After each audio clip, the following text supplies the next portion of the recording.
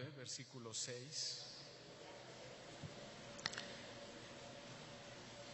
Y voy a volver a tocar algo sobre la Navidad, entendiendo que la Navidad es Jesús, ¿verdad? Él es nuestra Navidad, Él nació y nació para salvarnos. Isaías capítulo 9, versículo 6 en adelante dice así la palabra del Señor: porque un niño nos es nacido, hijo nos es dado, y el principado sobre su hombro, y se llamará su nombre admirable, consejero, Dios fuerte, Padre eterno, príncipe de paz. Lo dilatado de su imperio y la paz no tendrá límite sobre el trono de David y sobre su reino, disponiéndolo y confirmándolo en juicio y en justicia desde ahora y para siempre. El celo de los ejércitos, el celo de Jehová de los ejércitos hará esto.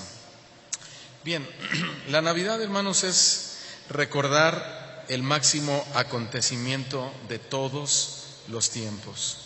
Estamos hablando del nacimiento de nuestro Señor Jesucristo. Si recordamos o leemos un poco de historia, podemos darnos cuenta que ningún nacimiento de alguna celebridad ha sido igual o parecido al de nuestro Señor Jesucristo. ¿Sí? Ninguno, no lo fue el de Buda, no lo fue el de Gandhi, no lo fue el de Mahoma, el de Hitler, ni el de ningún sabio que haya existido sobre la tierra. Ninguno de ellos ha sido recordado, ni mucho menos celebrado, como el día en que nació Jesús. ¿Por qué? Bueno, no solo porque la historia, en sí la historia, le da a Jesús un valor por encima de todos los demás, sino porque Dios mismo así lo dispuso y ha guiado a todos los pueblos durante todas las edades a recordar, celebrar y proclamar el nacimiento de su muy amado Hijo Jesucristo.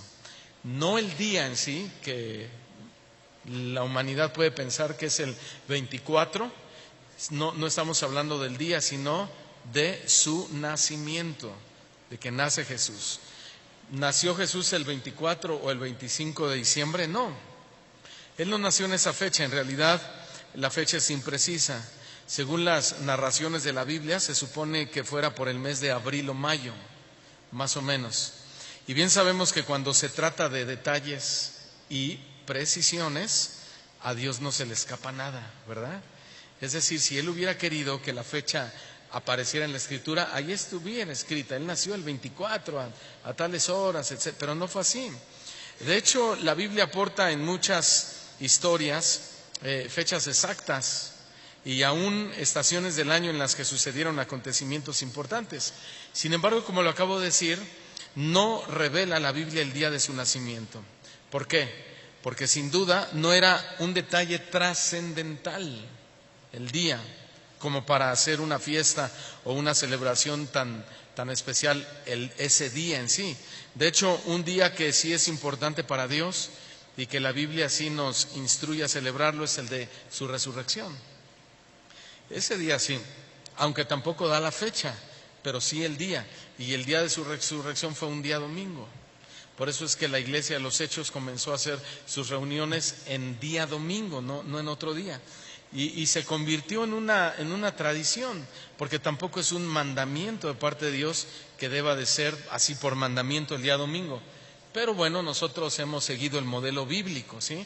Ahora, no porque lo hagamos el domingo significa que hay un poder más especial que si lo hiciéramos el sábado o el jueves, no. Simplemente estamos llevando un orden, un modelo que hemos observado en las Escrituras.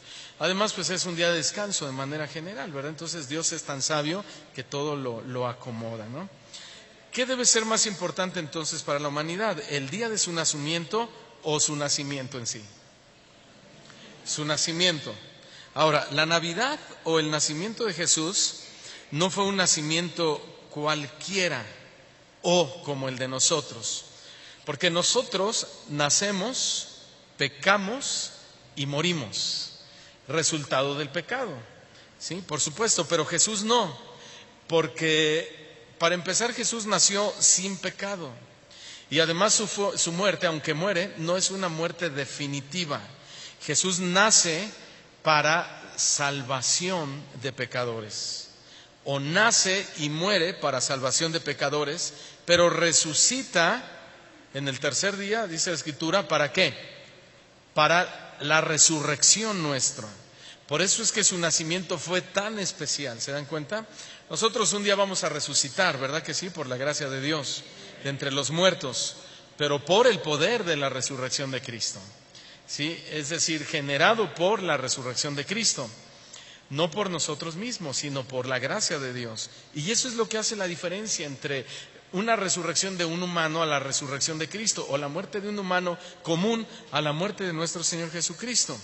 Ahora, como es de costumbre, en estas fechas, pues todos sabemos, sobresalen las fiestas, la cena, las piñatas, la convivencia familiar y los regalos, etcétera, etcétera, etcétera. No sé a usted, pero a mí me encantan los romeritos o el revoltijo que le llaman. Ayer le dije a mi hija Melody, pásame el revoltijo. Y me dijo, ¿qué? Los romeritos, pues es lo mismo, ¿verdad?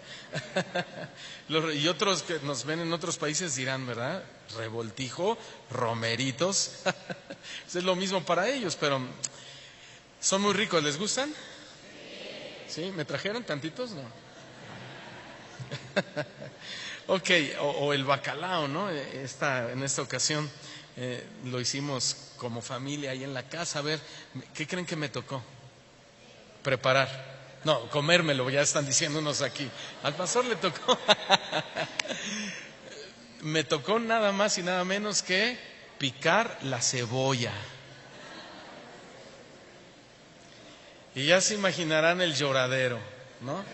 Pues ¿qué creen que no lloré? Yo soy muy especial. ¿Saben por qué no lloré? Porque me puse unos gogles.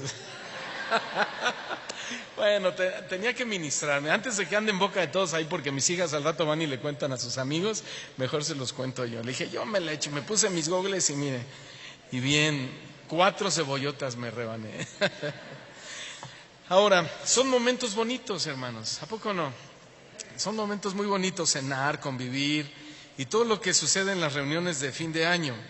Incluso hacer una fogata, ¿no? Aunque a veces se nos queman las pestañas y los bombones ahí, ya se me quemó, pero todo es muy bonito. Sin embargo, el verdadero sentido de la Navidad no es nada de eso en sí. No es nada de eso en sí, el verdadero sentido es mucho más que eso, porque lo venimos diciendo, la Navidad es Jesús, es Jesús.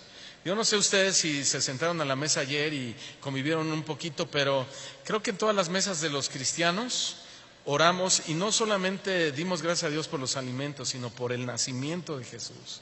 Gracias por haber venido, por haber muerto, por haber resucitado, por haber nacido en nuestros corazones, por haber cambiado nuestras vidas. ¿Verdad? Te damos la gloria y te glorificamos y te magnificamos, etcétera, etcétera. Y ese es el sentido de la Navidad, darle toda la gloria a Jesús. Jesús es el mejor regalo que nos envió el Padre desde tu trono, ¿verdad? Desde su trono, ¿verdad que sí, hermanos?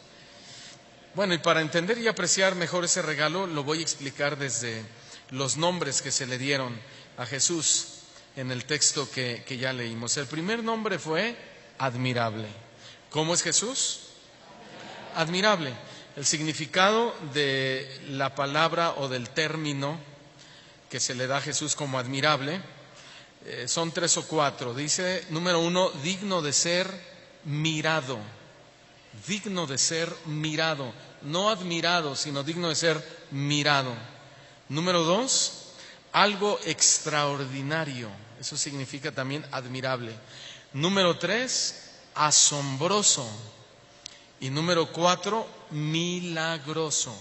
Repito, los 3 significados de admirable: digno de ser mirado. Número 2, algo extraordinario. Número 3, asombroso. Y número 4, milagroso. Aunque tristemente, y lo sabemos, Jesús pues no es admirado en nuestra época, ¿verdad? La gente admira todo. Admira más sus logros, sus alcances que a Dios mismo, aun cuando Dios es quien les ha permitido a la gente tener lo que tienen en sus manos. Pero ellos dicen, por mis fuerzas, porque soy muy inteligente, o porque mi papá me heredó el negocio, y se olvidan de darle la gloria a Dios. No se la dan, se la dan ellos mismos. Oh, mi gran casa, ¿han oído? Oh, mi gran negocio, oh, mis viajes, oh, mi cuenta bancaria, etc. Oh, mi. La Biblia dice, ¿qué tienes tú, que no te haya dado el Padre, que no te haya sido dado del cielo? Nada. Mejor decir, oh, la gran casa que Dios me dio, oh, el auto que Dios me dio, la bicicleta que el Señor me dio por su gracia y su misericordia, ¿verdad que sí? El apóstol Pedro, hizo un comentario que fue impactante para los judíos y también nos impacta a nosotros. Pedro dijo que ni los grandes profetas del Antiguo Testamento, ni aun los ángeles del cielo, tuvieron el privilegio de admirar a Jesús en la dimensión en la que hoy nosotros lo podemos admirar, así como lo oyen. Vayamos a la primera carta del apóstol Pedro, capítulo 1, versículo 10. Es un privilegio, repito, que ni los grandes profetas del Antiguo Testamento, ni los ángeles del cielo tuvieron el privilegio de admirar a Jesús en la dimensión en la que hoy nosotros sí lo podemos admirar. Primera de Pedro 1:10 dice que los profetas, refiriéndose, bueno, usted ya sabe, uno de los que más profetizó fue Isaías. Los profetas que profetizaron de la gracia, oigan, de la gracia, del regalo de Jesús, destinada a vosotros, ¿qué hicieron ellos? Inquirieron y diligentemente indagaron acerca de esta salvación. Ya lo está hablando desde una posición de salvo de Pedro. Ya fue revelado Jesús, él ya está dando testimonio de lo que ellos profetizaban o los era revelado por el Espíritu Santo. Versículo 11 dice que ellos, escudriñando qué persona y qué tiempo indicaba, esto es importante, el Espíritu de Cristo que estaba en ellos. Todos digan, Espíritu de Cristo. Porque también está el espíritu del anticristo, que más adelante voy a hacer una mención. Por eso era importante darle esa importancia o resaltar esto, que tiempo, dice, indicando qué tiempo indicaba, el espíritu de Cristo que estaba en ellos, el cual anunciaba de antemano los sufrimientos de Cristo y las glorias que vendrían tras ellos o después de estos sufrimientos. Ahora bien, los profetas sabían muy bien lo que profetizaban, pero lo que no sabían era en qué tiempo se cumplirían las profecías mesiánicas. Eso es lo que ellos no sabían. Ahora, quiero hacer un paréntesis, hablando de profetas. ¿Hoy hay profetas?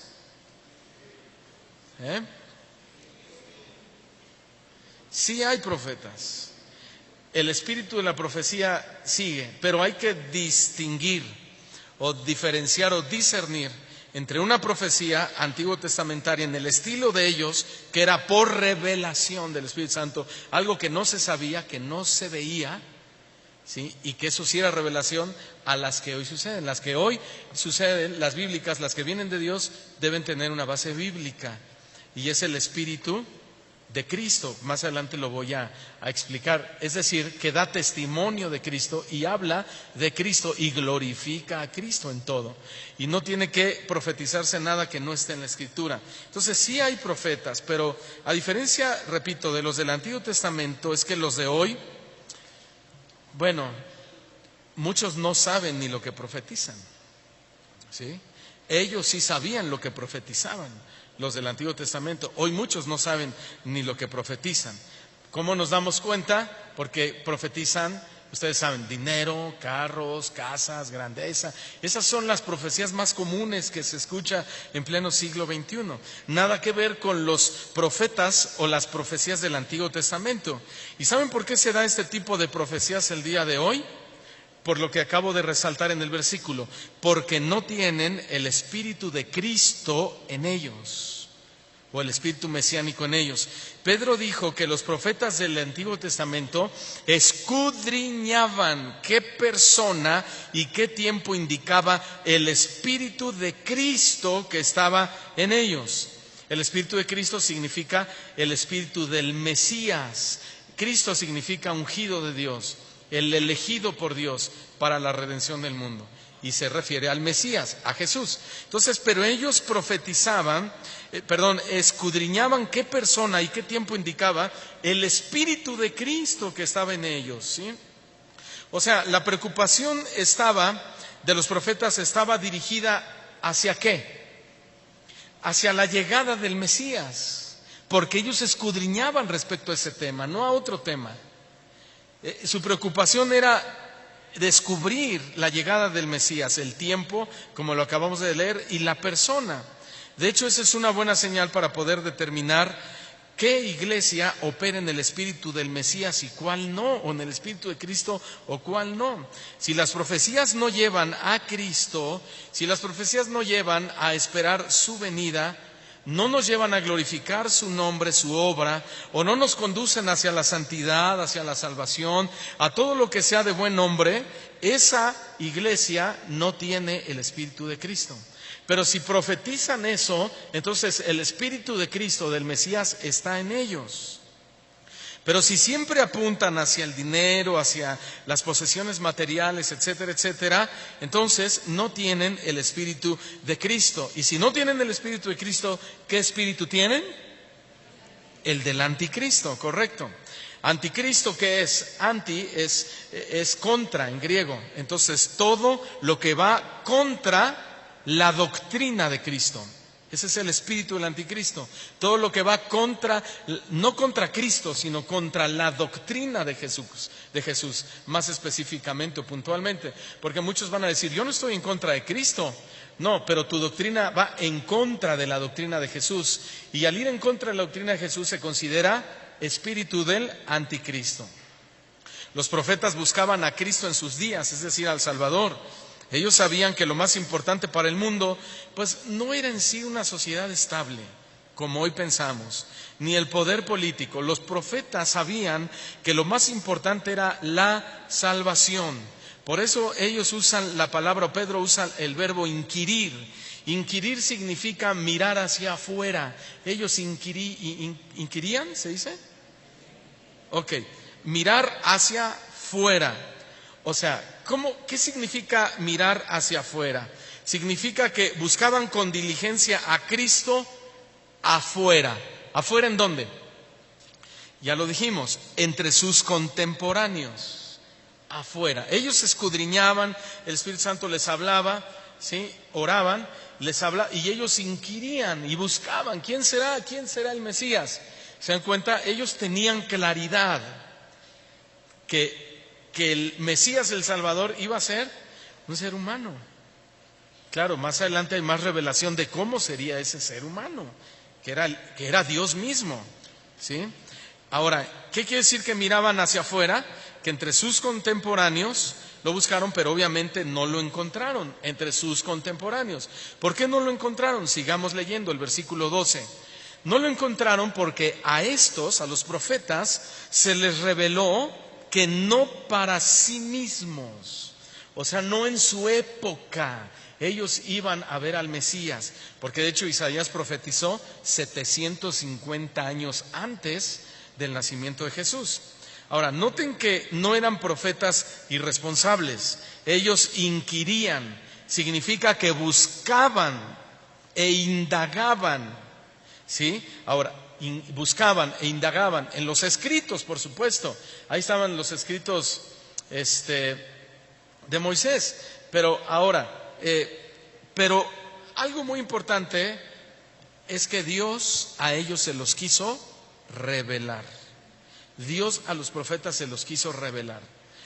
Estamos hablando de dos cosas: inquirir, buscar y revelación, ¿sí? Estamos hablando de los profetas del Antiguo Testamento. Ahora bien, la tragedia que hoy vivimos consiste en que los cristianos quieren revelación. Dios a los profetas les reveló acerca del Mesías. Los cristianos hoy en día quieren revelación, pero quieren revelación sin estudiar la palabra, sin inquirir, sin buscar, sin indagar. Hoy no le llamamos en nuestra época revelación como tal, cuando Dios nos muestra algo en su palabra. Aunque podemos usar el término y no pecamos, pero siendo más exactos, en lugar de decir revelación, es iluminación. Nosotros recibimos iluminación de parte del Espíritu Santo sobre lo ya revelado, que es la Biblia. ¿Me estoy explicando? Muy bien. Dios nos ilumina a todos, ¿sí? A todos, porque todos ya tenemos claridad y entendimiento y conocimiento de Jesús, ¿verdad? Del Mesías. Sin embargo, a los que estudian la palabra, los ilumina más. ¿No es cierto? Claro. Sí. Por eso dice el verso 12, a esto se les reveló que no para sí, no en su época, sino para nosotros. Ya está hablando Pedro, para nuestra época. ¿Sí? Administraban ellos las cosas que ahora os son anunciadas por los que han predicado el Evangelio por el Espíritu Santo enviado del cielo, cosas las cuales incluso anhelan mirar los ángeles. Eso es impresionante, hermanos. Porque los profetas estudiaban los escritos, tanto los de Moisés como los suyos propios, para saber más acerca de la salvación, según lo que estamos leyendo. Entonces, la Navidad o el nacimiento de Jesús significaba para ellos salvación 100%. El nacimiento del Mesías representaba salvación 100%. Pero ni ellos, y ni siquiera los ángeles del cielo, o los de Dios, pudieron entender por completo todo lo que implicaba el nacimiento de Jesús. Pero hoy, gracias a Dios, o gracias a la revelación de las Escrituras, nosotros podemos conocer todas sus implicaciones. Por ejemplo, conocemos que en su nacimiento implica la gracia para el perdón de sus pecados, ¿verdad? Hoy lo sabemos. Conocemos que los milagros y señales que Jesús hizo implican lo mismo para nosotros, es decir, siguen vigentes hacia nosotros. Conocemos las implicaciones del nacimiento del Mesías, de Jesús, hablando de la Navidad. Conocemos que su muerte implicó el pago por nuestros pecados, cosa que ellos no lo entendían con toda claridad. Y conocemos que su resurrección implicó también la nuestra. Ya tenemos la revelación en nuestras manos, completa, no le falta nada, no le sobra nada. Los 66 libros que tenemos en nuestras manos, desde Génesis 1:1 hasta Apocalipsis 22:21, contienen toda la revelación, ¿cómo lo digo? Toda la revelación autorizada por Dios. A eso se le llama canon sagrado. Hay otros libros que se le llaman apócrifos, que esos no son parte de la revelación de Dios. Más adelante creo que voy a decir algo de eso. Ahora, entonces para ellos representaba 100% salvación. Por cierto, este regalo de Dios que es Jesús era tan grande y admirable, como ya lo definimos, que Lucas el médico dice, el apóstol, que hasta los pastores corrían para ver a Jesús y admirarlo. Aquí hay un principio. Porque la humanidad debería correr detrás ¿de qué? De su salvación. ¿Sí? Sin embargo, Satanás se ha encargado de que el mundo corra tras los placeres del mundo para su propia perdición. Ahí están los dos contrastes. El mundo ni siquiera tiene el deseo de venir a la iglesia a ver a Jesús, a admirar a Jesús, a adorar a Jesús. No tienen tiempo para Él. Su tiempo está invertido en cosas que no tienen ningún valor espiritual, sino 100% material. A veces tenemos amigos que no son cristianos y les predicamos en nuestros hogares y, oye, te invito, que ven, mira, y la palabra del Señor dice esto y Jesús murió por tus pecados y mira y esto y lo otro y invertimos horas y horas de nuestro tiempo y como que parece que les está entrando la palabra y verdad y lloran un poquito y ahí medio la andan haciendo un poco de emoción y dicen, ay, te visito el domingo en la iglesia y llegan como en la católica, al amén.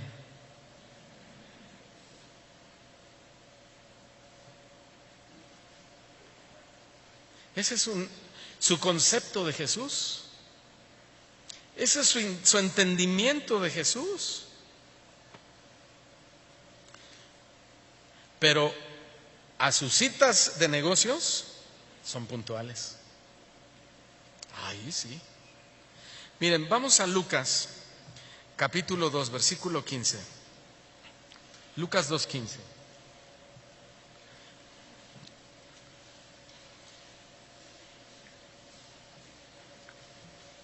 Dice que sucedió que cuando los ángeles se fueron de ellos al cielo,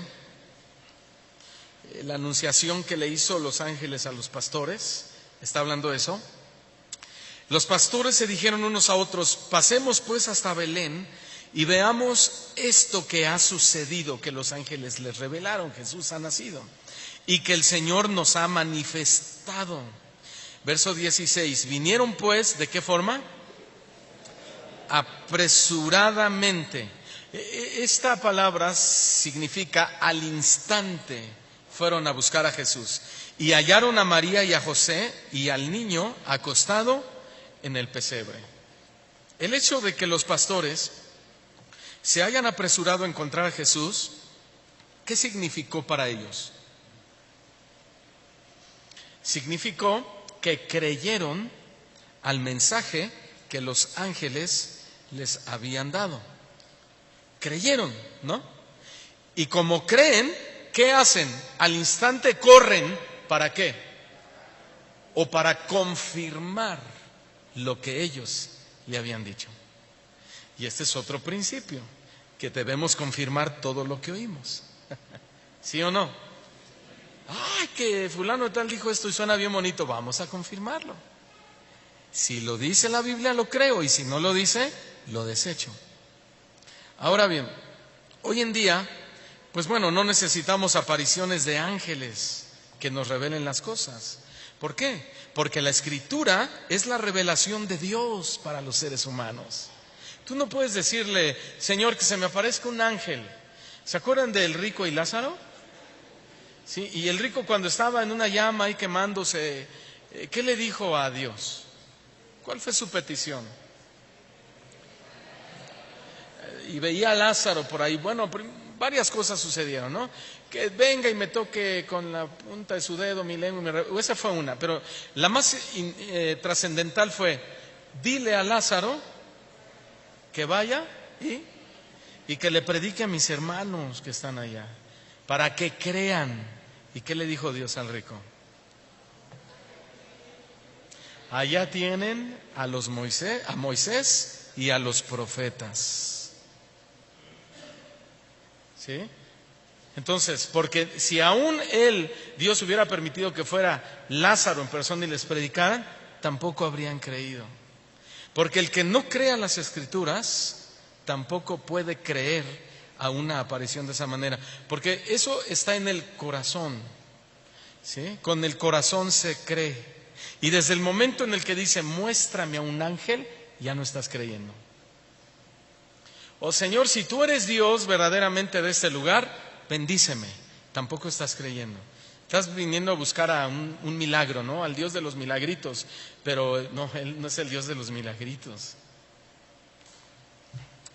Ahora bien, ellos corrieron a confirmar lo que los ángeles le habían dicho. Y esta acción de los humildes pastores contrastó con la frívola actitud de los líderes judíos, porque los líderes sí sabían dónde habría de nacer el niño. Sin embargo, no se tomaron el tiempo ni hicieron el menor esfuerzo de confirmarlo por sí mismos. Mateo capítulo 2, versículo 4. Aquí vamos a ver esto. Mateo capítulo 2, versículo 4. Y convocados todos los principales sacerdotes y los escribas del pueblo, ¿sí? Ahora, aquí no convocan a los ancianos, solamente convocan a los sacerdotes y a los escribas. ¿Por qué a ellos y a los ancianos no? Porque, bueno, los sacerdotes y los escribas estaban muy inmiscuidos en la política y en el gobierno junto con Roma. Entonces Herodes sabe a quién llama y no le llama a los ancianos, que ellos más estrictamente se ocupaban de los asuntos espirituales. Pero los llaman a ellos y les pregunta dónde había de nacer el Cristo. Y ellos con conocimiento le dicen en Belén de Judea, porque así está escrito por el profeta. Pero ¿qué hizo Herodes? Les preguntó. Es muy importante, muy interesante este verbo preguntar, porque es un verbo que indica que lo hacía con insistencia. O sea, les preguntaba una y otra vez a uno y a otro, a uno y a otro de los sacerdotes y de los escribas, y le decía a uno, ¿dónde van a nacer? ¿Dónde va a nacer el Salvador? Y decían, en Belén de Judea, y desesperadamente volteaba con otro y les preguntaba, ¿y tú dónde van a nacer? ¿Tú sabes dónde? Y así, había algo en el corazón de Herodes. Esto es muy importante. Ellos sabían, los líderes judíos, mucho acerca de Jesús, tenían mucha información, pero no hicieron nada por ir a buscarlo como los pastores. Y Satanás trabaja igual hasta el día de hoy, en el mismo espíritu de Herodes, ¿sí? Ahora, Satanás ya no busca a Jesús para matarlo. Eso, él ya le quedó muy claro, ¿verdad? Que él no lo mató en la cruz, sino que Jesús dio su vida por nosotros. ¿Cuántos dan gracias a Dios por eso? Ahora, Satanás ya no busca a Jesús para matarlo. Esto es muy importante. Pero ahora, con la misma insistencia de Herodes, busca destruir las vidas donde Cristo ha nacido, incluyendo la tuya, incluyendo la mía. No creamos que porque somos cristianos estamos a salvo. Él anda como león rugiente buscando a quién matar, a quién devorar. Y esa, hermanos, y esa es para nosotros, podríamos decir, o sería para nosotros una Navidad muy triste. ¿De qué estoy hablando? No entender el propósito de la Navidad, o no buscar a Jesús como los pastores lo hicieron, o no entenderlo. Pero hubieron otros que sí lo buscaron con la motivación correcta. En Mateo 2, ahí mismo, vayamos al contexto, en el versículo 1, y después brincamos hasta el versículo 11. Dice que cuando Jesús nació en Belén de Judea, en días del rey Herodes, vinieron del oriente a Jerusalén unos magos. Una traducción mejor son sabios, no magos. Y al entrar en la casa, aquí brincamos al verso 11, por favor. Y al entrar en la casa, vieron al niño con su madre María y, ¿qué hicieron? Postrándoselo y abriendo sus tesoros, le ofrecieron presentes, oro, incienso y mirra. Ahora, aquí se menciona a la madre y al bebé juntos, pero siempre el bebé es mencionado primero. ¿Por qué? Porque el propósito de la historia es Jesús, no es la mamá. ¿Qué hicieron los magos o los sabios en cuanto llegaron donde estaba Jesús? Se postraron, le adoraron, abrieron sus tesoros y le ofrecieron presentes de oro, incienso y mirra. Qué interesante que estos presentes eran regalos propios para un rey, ¿sí?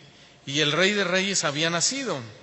Ahora, los regalos no fueron para María, fueron para Jesús, porque Jesús era el rey, no era la mamá.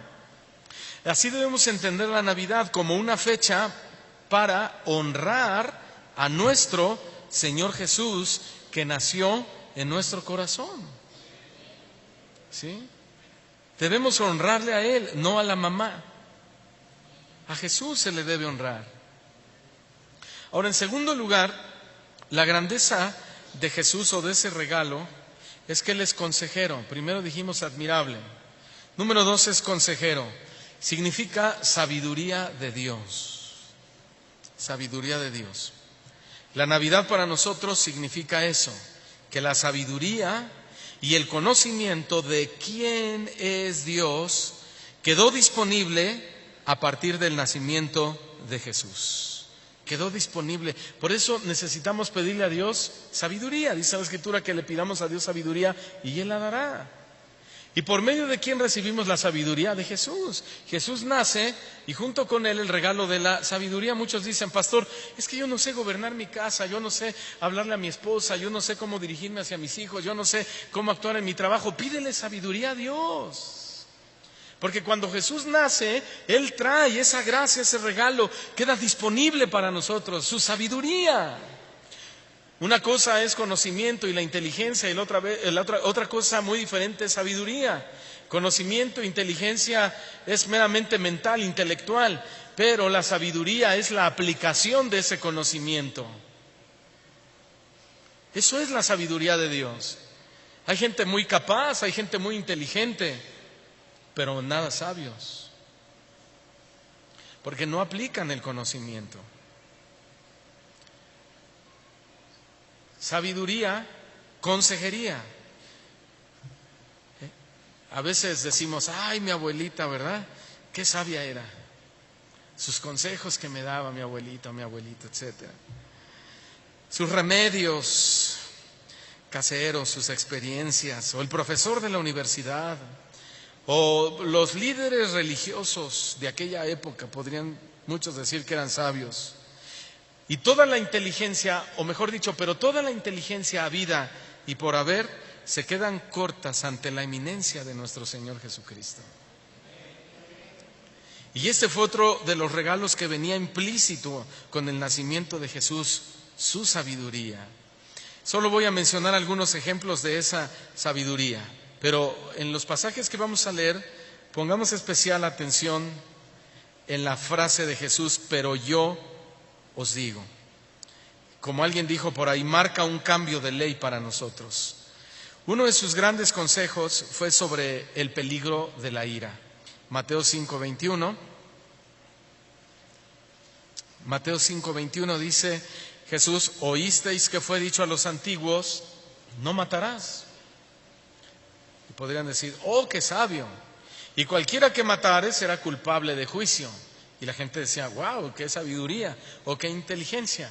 Y Jesús dice, pero, y este es el cambio de ley, pero yo os digo que cualquiera, ni siquiera vas a llegar a maldecirlo, cualquiera que se enoje contra su hermano será culpable de juicio. No tenía que matar para llegar a un juicio. Con el simple hecho de enojarse, pero ¿cuántos se han enojado? Yo me he enojado. Ahora, pero no por el hecho de enojarnos ya somos culpables de juicio. El sentido amplio es sin reconciliarnos. El hecho de habernos enojado sin habernos reconciliado, también nos hacemos culpables de juicio o de un trato de Dios. Que no se ponga el sol sobre tu enojo, que no se acabe un día sin que hables, que pidas perdón, que te reconcilies, que aceptes tus errores. Nada te cuesta, nada nos cuesta. A veces frasecitas muy mal dichas como, si en algo te ofendí. O sea, no saben, pero si en algo...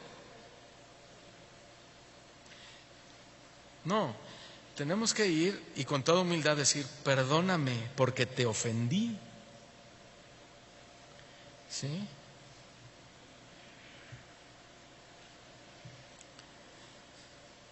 Bueno, ahí está el consejo, número 1. Número 2, sobre lo terrible o la peligrosidad del adulterio. Nos aconseja que no solo es importante no adulterar con el cuerpo, sino tampoco con la mente y el corazón. Ambos están reprobados. Mateo capítulo 5, versículo 27 y 28. Y les dice Jesús, oyeron que fue dicho, no cometerás adulterio. Eso está bien, pero yo os digo que cualquiera que vea a una hermanita, a no hermanita, a la secre, a la esposa del patrón, ¿sí?, en su corazón para desearla, para desnudarla con la mirada, ya adulteró con ella en su corazón y con él en su corazón, porque hay mujeres que también lo hacen. Y ahí está otro consejo sabio del admirable consejero. Solo son ejemplos rápidos, ¿no? Otro consejo es sobre el divorcio. ¿Sí? Jesús nos enseñó a no repudiar. Dice la Biblia que Él aborrece el repudio. El repudio se refiere al divorcio. ¿Sí? Él dice que debemos amarlo profundamente y para siempre. Mateo 5:31 y verso 32. De hecho, si usted tiene Biblia de estudio, el subtema dice Jesús y el divorcio. Verso 31, también fue dicho, dice Jesús, cualquiera que repudia a su hermano, a su mujer, o sea, que quiera divorciarse de ella. ¿Sabe ustedes que en el Antiguo Testamento un hombre podía divorciarse de su esposa por el simple hecho de dudar de ella sin haberlo comprobado? Si ellos decían, ay, caray, como que, ay, yo siento que tú no me has sido infiel, no me has sido fiel. Y ella, pero ¿por qué? Si me la paso metida aquí en la casa, mira, nada más. Y que no, yo presiento, ¿sabes qué? Vamos con los jueces. Y se divorciaban. Así de fácil y así de mal. Por eso cuando viene Jesús, se le viene a dar un valor a la mujer. Y ahora dice, no, señores, ahora ya no se van a poder divorciar por sospecha. Ahora tiene que haber adulterio comprobado. Y aun cuando hay adulterio comprobado, Dios prefiere primero la restauración que el divorcio. Y eso es lo que hacemos en esta iglesia. Pastor, me vengo a divorciar de esta, me engañó. Ya está como los fariseos, ¿verdad?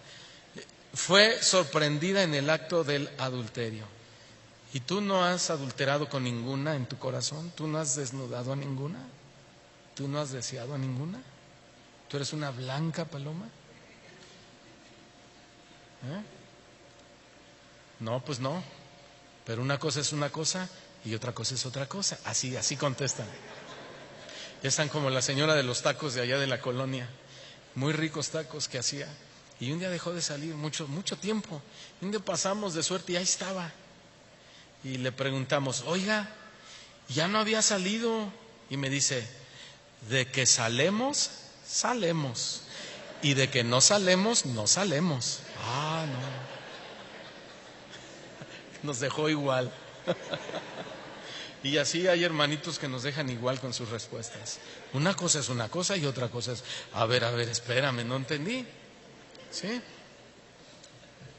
¿Se dan cuenta que Jesús se fue al corazón? Y también la mujer con el esposo es exactamente lo mismo, es un principio. ¿Ya leímos el versículo? No, ¿verdad? Fíjese. También fue dicho, dice Jesús, eso ya lo leí, que cualquiera que quiera divorciarse de su esposa por sospecha y se divorcie, bueno, dele carta de divorcio, eso fue lo que habéis oído.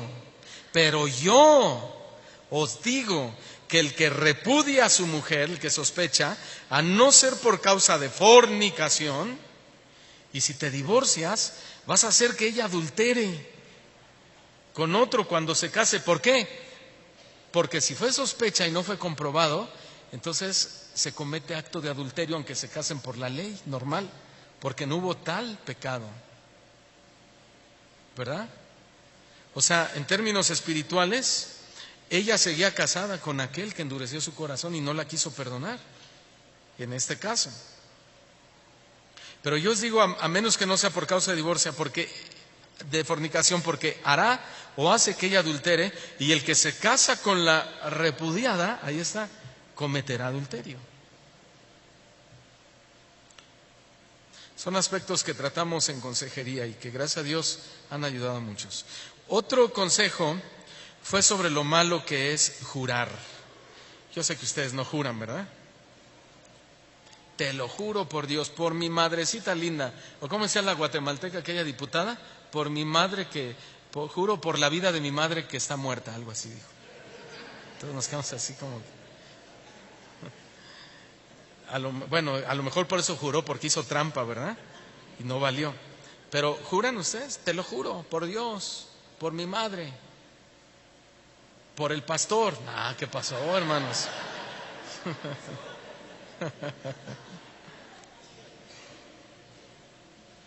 Dos cosas nos aconsejó Jesús. Número uno, a cumplir nuestras promesas sin necesidad de un juramento como garantía.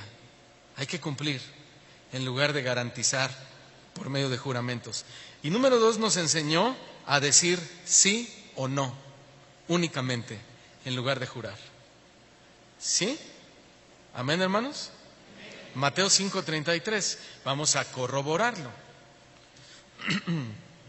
El subtema dice Jesús y los juramentos. Además habéis oído, dice Jesús, además habéis oído que fue dicho a los antiguos: no perjurarás, sino cumplirás al Señor tus juramentos. Pero yo os digo, no juréis de ninguna manera, ni por el cielo, porque es el trono de Dios, ni por la tierra, porque es el estrado de sus pies, o sea, porque Él es el hacedor, ni por Jerusalén, porque es la ciudad del gran rey. O sea, ellos buscaban cosas importantes para ser creíbles, ¿no? Ni por Jerusalén, porque es la ciudad del gran rey. Verso 36, ni por tu cabeza jurarás, porque no puedes hacer blanco o negro uno solo de tus cabellos. Verso 37, pero sea vuestro hablar sí, sí, no, no, porque lo que es más de esto procede del maligno, o de mal procede. Ahora, hay muchísimos consejos que Jesús nos da a través de su palabra, y nos llevaríamos lo que resta del año en ver cada uno de ellos, ¿no? Pero otro de sus grandes consejos fue sobre el amor y el perdón que debemos otorgar aún a nuestros enemigos. Amor y perdón.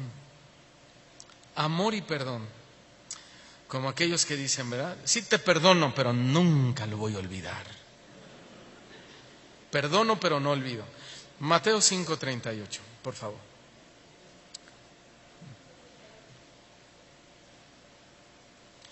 Oísteis que fue dicho, dice Jesús, ojo por ojo. Era una ley, ¿verdad? Si alguien en un pleito, en una riña, le sacaba el ojo a su contrincante, era llevado a juicio, y esa era la ley, se tenía que aplicar. Ahora tú sácale un ojo. Era literal, así como lo oyen. Y diente por diente también era literal, no le busquen significado. Ojo por ojo, visión, los profetas. No, las ventanas del alma tampoco. Verso 39, pero yo os digo, no resistáis al que es malo. Antes, a cualquiera que te hiera en la mejilla derecha, vuélvele también la otra. Ahora, no significa que si alguien te pega, le digas, ahora pégame de este otro lado porque soy un buen cristiano. Eso no significa. ¿Sí? Significa, como lo dije hace poco, no responder a la violencia con violencia. Ese es el sentido. Si alguno te pega del lado derecho, ponle la otra. O sea, no respondas con violencia. No que vayas literalmente y le pongas la otra, porque te van a descontar. ¿Sí? No respondas con violencia. A eso se refiere el cambio de ley, que ya no es ojo por ojo y diente por diente literalmente. ¿Qué dice Mateo 5, ahí mismo, versículo 43? Oísteis que fue dicho, amarás a tu prójimo y aborrecerás a tu enemigo. ¿Sí? Eso cualquiera lo hace. ¿Sí? Tú amas a tu familia y aborreces al que te hace mal. Eso en la carne cualquiera lo puede hacer. Pero yo os digo, ese es el cambio de ley. Amen a sus enemigos, bendigan a los que los maldicen, hagan bien a los que os aborrecen y oren por los que os ultrajan y os persiguen. Eso ya no es fácil, ¿verdad? Pero así debe de ser. Entonces, aquí en todos estos pero yo os digo y más que hay en la Escritura, es un valor, o hay en esas frases de Jesús un valor tan incosteable que le da la verdadera riqueza a nuestra vida. Cuando nos enfrentamos a situaciones así, y sabes amar, y sabes perdonar, y sabes decir, ok, no hay problema. Vienes con humildad y sencillez a pedirme perdón, te perdono. Sigamos siendo hermanos, sigamos siendo amigos, sigamos siendo compañeros, no pasa nada, adelante. Esa es, ¿qué estamos hablando? De la consejería de Jesús, con su sabiduría. Pero también es llamado Dios fuerte. ¿Qué significa Dios fuerte? Es el número 3. Hombre poderoso. Hombre poderoso, ese es Jesús. hombre poderoso. La Navidad entonces va cobrando un valor enorme porque esta acepción que se le da indica que Jesús nace como ¿qué? Como Dios fuerte. ¿Para qué? ¿Para qué necesitábamos a un Dios fuerte? Necesitábamos a un Dios fuerte para que venciera algo. ¿Qué era lo que tenía que vencer? Bueno, a Satanás, pero en Satanás ¿qué estaban? Nuestros pecados, nuestras culpas, el acta del decreto que había contra nosotros. Y para eso nace Jesús. Entonces Él es un Dios fuerte para vencer a nuestra cuenta el poder del pecado y de la muerte que aplastaba nuestra esperanza de ir al cielo. Lo necesitábamos y lo seguimos necesitando. Por eso se le llama hombre poderoso, no solo porque era Dios, sino porque fue hombre y como hombre venció.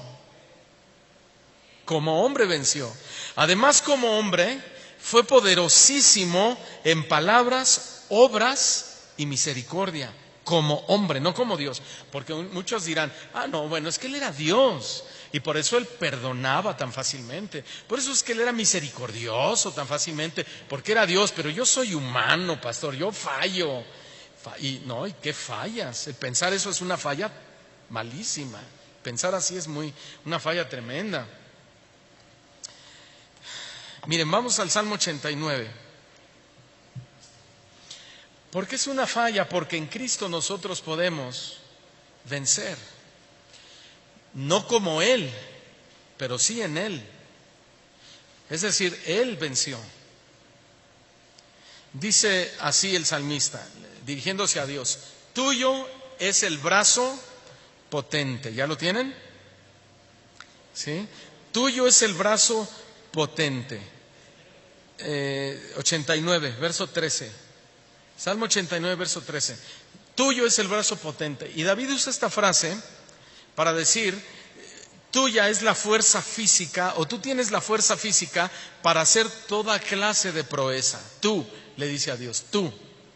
Fuerte es tu mano, exaltada tu diestra. Justicia y juicio son el cimiento de tu trono.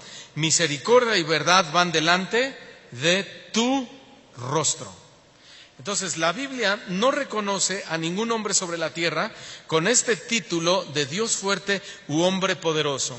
Nunca hubo tal hombre y nunca lo habrá. Este fue un salmo profético, el que acabamos de leer. Un salmo profético que daba honor a Jesucristo como el Dios fuerte. ¿Sí? Lo reconocía como el Dios, como Dios mismo sobre la tierra. Y sí que lo fue. Sí que fue Dios fuerte. Lo fue por sus milagros, lo fue por su autoridad sobre los demonios, lo fue por su autoridad sobre la naturaleza, lo fue por su capacidad de perdonar pecados, lo fue porque murió y por supuesto lo fue porque resucitó. Amén. ¿De qué estoy hablando? Que toda la fuerza de Dios se concentró en el día en que nació Jesús. Toda la fuerza de Dios se concentró en el día que nació Jesús. ¿Qué quiere decir? Que nada está centrado en algún hombre, ¿verdad? ¿Sino en quién? En Jesús. Toda la fuerza y el poder de Dios se centró en Él, no en nosotros. Toda la Biblia y sus historias son cristocéntricas.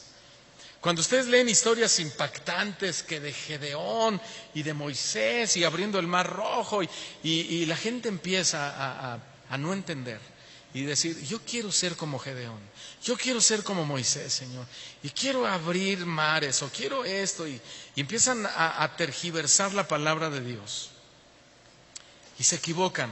¿Por qué se equivocan? Porque todo lo que hacían Moisés y todos los seres de la fe, cosas tremendas, todo era por la fuerza de Dios. Uno, antes de Cristo, pero operaban en el Espíritu de Cristo. Y ya después, por ejemplo, los apóstoles eran en Cristo, porque Jesús les dio su autoridad para que ellos pudieran seguir haciendo todo eso. Y para que de esa manera el ministerio de ellos fuera validado, no por nosotros, sino por los de su época, porque ellos se enfrentarían a una situación de oposición terrible. Entonces ellos tenían que continuar el ministerio de Cristo. Cuando se cierra el canon sagrado, que ya fue cerrado, ahora Jesús ya no necesita ser validado, ni el ministerio de los profetas validado. Yo no tengo, o una iglesia cristiana no puede ser validada si hay milagros o no hay milagros, porque eso fue en la época de Jesús. No estoy hablando que no hay milagros, sino de validación. Validación de hombres que representaban a Jesús y validación del mismo Jesús como el Hijo de Dios. Hoy nosotros seguimos recibiendo muchos milagros de parte de Dios, de toda clase de milagros, físicos, financieros, de toda clase espirituales. Sabemos que el más grande de todos es el haber nacido de nuevo, pero los demás van implícitos y son milagros. De repente dices, pastor, tengo 4 meses de no echarle gas. ¿Qué es eso? ¿No? ¿Y a quién se lo vamos a atribuir? Es imposible no creer en los milagros de Dios. Creemos en él y son manifiestos, ¿no? Pero si se nos acaba el gas y no nos sucedió el milagro, entonces no vamos a decir, ¿será que porque a la iglesia que yo estoy yendo ahí no está Dios? No, eso sería volver a querer validar a Jesús de acuerdo a experiencias que uno quiera tener, lo cual no se debe hacer.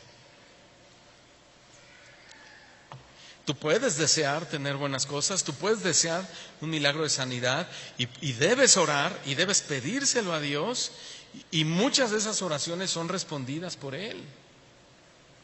Gracias a Dios. Otras no son respondidas, otras tardan más tiempo, otras nunca llegan. El tema hoy no es la oración, pero Santiago dice, piden y no reciben porque están pidiendo mal. También fue llamado Jesús Padre Eterno. La Navidad para nosotros debe ser muy importante porque nos revela cómo era nuestra condición pasada y cuál es nuestra condición presente. ¿Sí? Nuestro destino real era muerte irremisible por nuestros pecados. Pero a partir del nacimiento de Jesús esa sentencia cambia y a todos los que les recibimos nos dio el derecho de llegar a ser hijos de Dios, de llegar a ser hechos hijos de Dios. A partir del momento en que le abrimos nuestro corazón, pasamos a ser hijos de Dios. Y así se cumple uno más de los propósitos del nacimiento de Jesús. Ahora, Dios es también Padre eterno para nosotros en Cristo Jesús. Amén. Por eso, fíjense, lo voy a repetir. Por eso ahora Dios es también Padre eterno para nosotros. También para nosotros Dios es Padre eterno en Cristo Jesús. ¿Quién es nuestro Padre? ¿Quién? Dios, a través de Jesús. Pero Jesús es Dios. O sea, es lo mismo, ¿sí? Pero Él es nuestro Padre. Por eso nadie debe autonombrarse Padre espiritual de nadie. Porque solo uno es nuestro Padre. Dios. A veces me dicen, es que yo lo veo como un padre. Mira, deja de verme como un padre. O sea, con todo respeto, ¿no? Aprecio, el cariño, muchas cosas. Tratamos de ubicar las cosas nada más, para que todo esté en el orden correcto. Tú tienes que ver a Dios, porque Él también es mi Padre. Entonces no me puedes ver como un padre porque pues tu padre es mi padre. Entonces, ¿qué te parece que entre hermanitos digan, yo te veo como un padre? Y ahí está el padre. ¿Qué pasó? Va a decir papá, no lo veas como... Bueno, ya sé, muchos dirán, no, es que yo crecí, mi hermana mayor fue para mí como una madre, que porque... Bueno, eso es otra cosa, ¿sí? O sea, no estamos hablando de eso. Como dice mi mamá, cada chango a su mecate. O sea, cada cosa en su lugar, ¿sí? Ok. Pero es muy diferente pensar así o agradecerle, mi hermana se hizo cargo de mí como una madre o me cuidó como una madre porque mi madre trabajaba.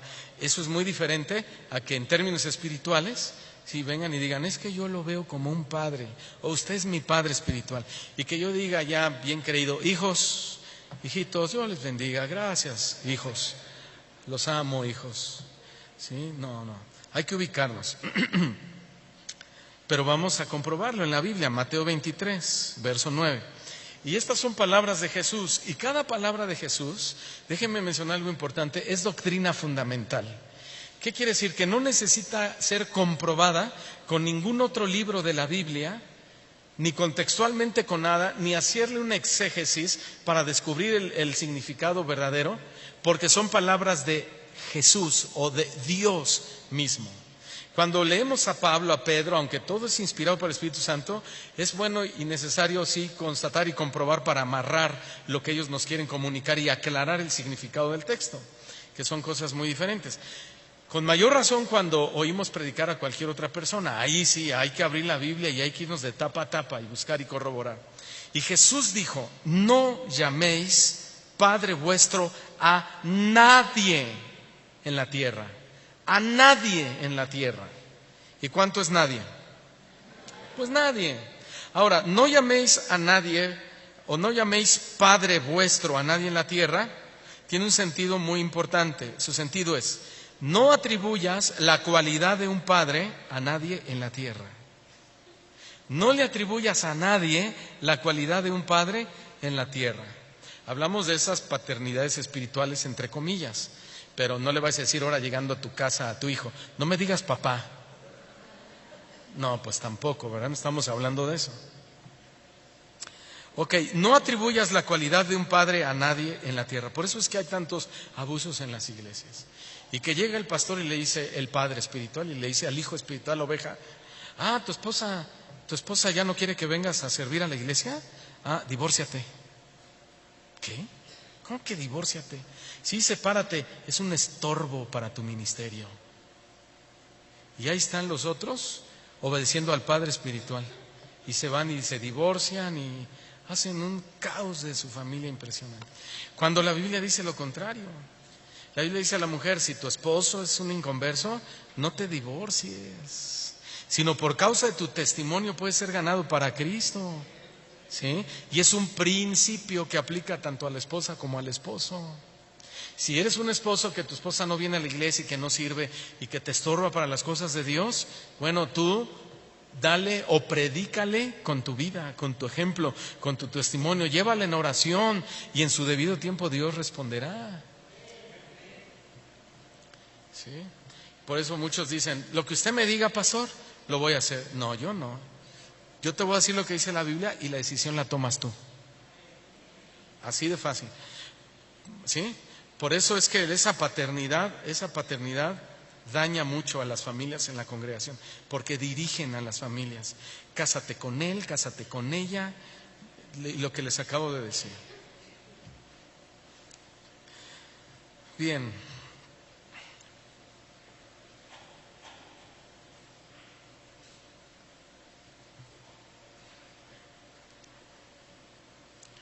Lo que Jesús hizo fue, en este texto, advertir a sus discípulos para que nunca, fíjense bien, emplearan títulos distintivos que deberían de ser únicamente para Dios. Y hablamos de padre, porque cuando una persona le dice al pastor padre o papá, lo distingue, ¿verdad? Y lo pone por encima de los demás. Sí. O igual, apóstol. Les presento al gran profeta de Dios. ¿Sí? Y apóstol significa enviado.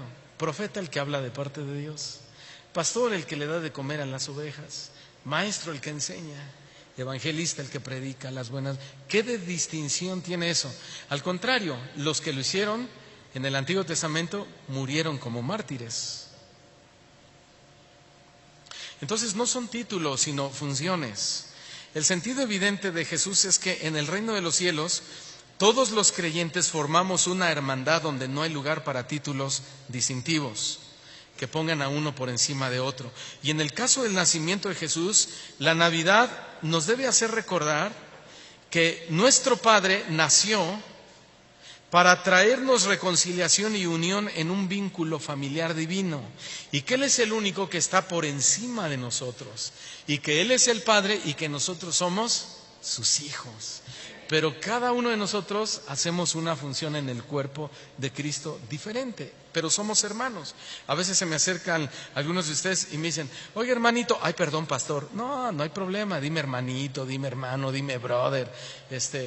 Yo entiendo que me estás respetando, no me estás faltando al respeto, ¿no? ¿Se entiende? Ahora, también es llamado, ya voy terminando, príncipe de paz. Hoy ni se vale decir, ya se tardó el pastor, porque entonces ¿para qué vino?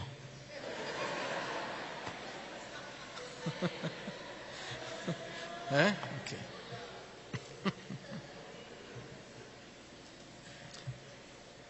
Es que los hermanos que nos ven en internet, hoy es 25 de diciembre, hermanos, y aquí están los hermanos y andan unos viendo el relojito, entonces pues, si hubieran quedado al recalentado y así no reclaman, ¿verdad? Es broma. Príncipe de paz. La Navidad para nosotros es importante porque de no haber nacido Jesús hoy seguiríamos enemistados con Dios. ¿Por qué era la enemistad con Dios? Por nuestro pecado. Pero cuando nace, eso se acaba, porque nace un príncipe de paz. ¿Sí?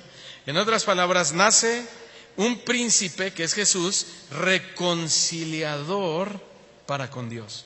Y ahí se acaban los problemas del pecado, en el sentido que no podíamos ser salvos. ¿Sí? Ahora el Padre no nos ve a nosotros, ahora ve a Cristo.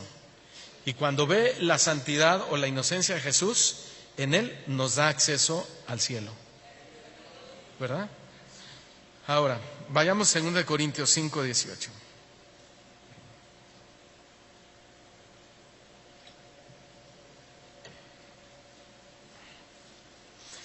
Dice Pablo, y todo esto proviene de Dios. Todo esto proviene de Dios, quien nos reconcilió. Es un verbo que significa restaurar una relación, la relación del Padre directa con nosotros, quien restauró la relación con Él mismo por Cristo y nos dio a nosotros el ministerio de la reconciliación. Miren qué maravilloso, además de reconciliarnos con Dios, nos da el ministerio de reconciliadores. Maravilloso, ¿no, hermanos? ¿Qué quiere decir? Que somos una extensión del ministerio de Cristo. Dile eso al que está a tu lado, eres una extensión del ministerio de Cristo. Ahora la pregunta es, ¿estás haciendo esa extensión del ministerio de Cristo o no le predicas a nadie? Porque ahí hay un problemón entonces. No, pues yo no le predico a nadie. Entonces no eres una extensión. ¿De qué te sirvió parte de este propósito, verdad? Si no lo estás ejerciendo. Verso 19, sigamos. Que Dios estaba en Cristo reconciliando consigo mismo al mundo, no tomándoles en cuenta a los hombres sus pecados. Y nos encargó a nosotros esa misma palabra de la reconciliación. Entonces, si Dios nos dio a través de Jesús el ministerio de reconciliar al mundo para con Dios, podemos y debemos aprovechar el 24 y 25 de diciembre para llevar su precioso mensaje de esperanza, de que nació para perdonar, restaurar y reconciliar a la humanidad con Dios. Reconciliación. A ver, todos digan reconciliación. Quiero leerles, se me vino a la mente algo que uno de ustedes subió en el grupo, en uno de los grupos de WhatsApp, que se me hizo muy bonito y habla un poco de esto. Y dice así, miren, Navidades eran las de antes. Eran las 6, 7 de la noche y todos se peleaban por bañarse, se hacían las 10 y se sentaban todos a comer y a conversar, muertos de la risa. Se hacían las 11:50 de la noche y todos corrían a reunirse para abrazarse a las 12 y darse un beso. Esas solían llamarse Navidades felices y daba gusto disfrutarlas. Hoy Navidad es mirar a tu alrededor y llorar porque se fue una persona muy importante en tu vida porque tienes a tus padres, hermanos, tíos, amigos, amigas lejos de ti, y porque cada año va siendo totalmente diferente y ningún año volverá a ser como antes. Es verdad, es verdad. ¿Alguien faltó en tu Navidad ayer? Pero Él es el reconciliador.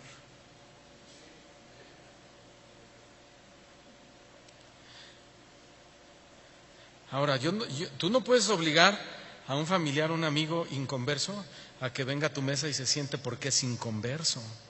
Y a lo mejor no quiere simplemente un amigo. Pero que haya Navidades, aunque tu papá sea inconverso, pero que no esté ahí, no porque eres cristiano, sino por todas las broncas que han tenido, por todos los problemas que has tenido, y que no has buscado la reconciliación, aunque te hayan hecho, eso no importa quién hizo. A Jesús le hicieron, todo el castigo de nuestra paz fue sobre Él. Y Él dijo: Señor, perdónalos, no hay problema, no les tomes en cuenta ninguno de sus pecados, ¿no? Y si es cristiano con mayor razón y no quiso ir por lo que tú quieras, ¿cómo podemos decir que amamos a Dios a quien no vemos y no somos capaces de reconciliarnos con nuestro hermano a quien vemos y podemos ir y hablar con él? ¿No? Ese es el Evangelio de Cristo, hermanos. Nos confronta y debemos hacerlo, debemos aplicarlo para llamarnos dignamente cristianos. Lo que Cristo haría es lo que tú debes hacer y lo que yo debo hacer. ¿Sí? Por eso dice Colosenses 1:19: por cuanto agradó al Padre que en Él, en Jesús, habitase toda plenitud, y por medio de Jesús reconciliar consigo todas las cosas, así las que están en la tierra como las que están en los cielos, haciendo la paz mediante la sangre de su cruz. ¿Verdad? Muchos héroes han surgido en el mundo, héroes que aún estarían y estuvieron dispuestos a morir por su patria, por su nación, pero la sangre de ninguno de ellos podría traer paz espiritual, ni paz a sus almas, ni mucho menos paz para con Dios. La sangre de ellos no es capaz de nada de eso, por la sencilla razón que la sangre de ellos está contaminada por el pecado, la sangre de nosotros. Solo hubo uno en la historia de la humanidad que con su muerte y su sangre llenó las demandas de Dios. Pudo traer paz espiritual, paz del alma y reconciliación con Dios. Me refiero a la sangre del Hijo de Dios, la sangre de Jesús. Y concluyo con esto. Uno de los mayores énfasis de la Navidad, sin duda, fue su compasión por la humanidad. Creo que esta compasión encierra todo, porque la Navidad es una fecha que debemos aprovechar para dar gracias a Jesús por esa gran compasión y misericordia que tuvo por nosotros, por esa gracia de Dios derramada hacia cada uno de nosotros. Jesús ya no es un niño envuelto en pañales. Ahora la Escritura dice que Él es el Rey de Reyes y el Señor de Señores. ¿Y cómo lo debemos adorar? ¿Y cómo lo debemos seguir? ¿Y cómo lo debemos amar? Por fe. Y todo es por fe. Y reconociéndolo siempre como nuestro único y bendito Salvador. Amén. Démosle un aplauso fuerte al Señor.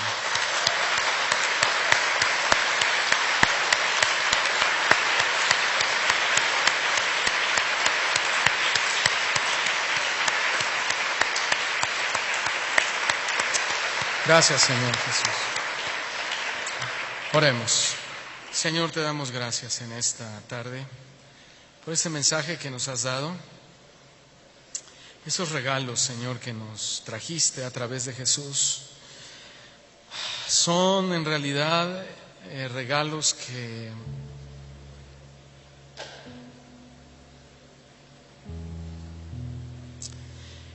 como humanos, con tantas fallas y errores, pecados, son como un oasis de agua en medio de un desierto terrible y desolador, que nos dan esperanza de decir: todavía podemos salir adelante de nuestras situaciones, todavía podemos caminar, todavía hay esperanza. Ahora entendemos un poco más, Señor,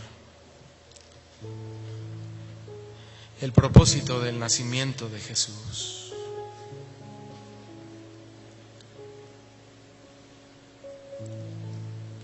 De nada hubiese servido tener en esta vida todo: dinero, viajes, posesiones, comida. ¿Y de qué nos habría servido si al morir nuestro destino era directo al infierno, sin posibilidad de nada? Por eso tú nos enseñas en tu palabra que la vida del hombre es como la flor del campo, como la hierba del campo, que un día nace, crece y después muere. Al otro día no es y deja de ser. La vida es tan corta, Señor, tan sin sabores.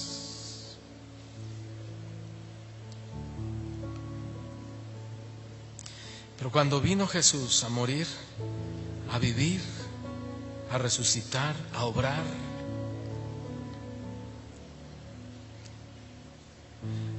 nos demostró que tú estabas dispuesto a amarnos con un amor eterno, lo cual se traduce, Señor, en términos de perdón. ¿Quién es el hombre para que tengas de él memoria? Y el Hijo del Hombre para que lo visites. Y tú lo hiciste. Y cuando fuiste a la cruz, el acta del decreto fue clavada ahí contigo. Y ya no hay dedo que nos señale, que nos condene y que nos diga que iremos al infierno, porque Jesús murió para que fuésemos al cielo. Él dio su vida por nosotros. Y esta Navidad, Señor,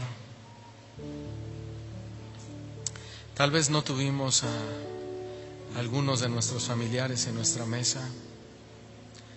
Los extrañamos, lloramos. Otros tal vez con culpa en su corazón. Pero la Navidad para un hijo de Dios, con o sin, la familia es Jesús. Y a Él le damos toda la gloria. Y a ti te damos toda la adoración y la alabanza. Y te damos la gratitud amplia de nuestro ser y nuestro corazón por habernos salvado y perdonado, redimido, por haber llevado a la cruz nuestros pecados, por habernos reconciliado con el Padre. Hoy disfrutamos de tu perdón y juntamente con tu perdón, nuestra salvación. Oramos por nuestra familia, Señor, también. Hay una segunda fecha, Señor, donde podemos unirnos, Señor, y estar en familia.